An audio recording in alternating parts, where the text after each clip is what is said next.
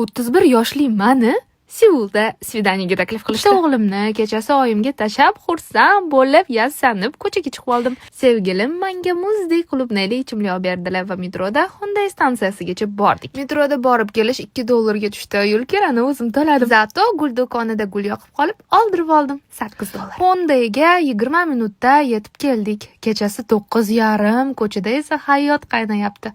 Молодежный joylar va bir zo'ra. Bu joyni serial dramalarda ko'p ko'rgansiz. Ko'chada bepul dance show tomosha qilib, yomg'ir yog'vorgandan bir joyga kirib oldik. Yigitim menga qo'rilgan kartoshka va takoyaki olib berdilar. Narxini bilmayman, lekin eng arzon ovqatlardan bittasi. Sevishganlarning svidaniyasi o'zi shunaqa. Tejamkorlik bilan qiziqib. Bir payt qarasam, pastda boks tushib, pul ishlashayotgan ekan. Men ham tushib uraymi ekan desam, yo'q, o'ldirib qo'yasiz, qo'ying deb to'xtatdilar. Mayli, tushmay qoldim. Keyin rasmlarga tushgimiz kelib qolib, mana shunaqa butikka kirdik, aksessuarlarni tanlab, $4 rasmga tushdik. Baho bering, asalmi?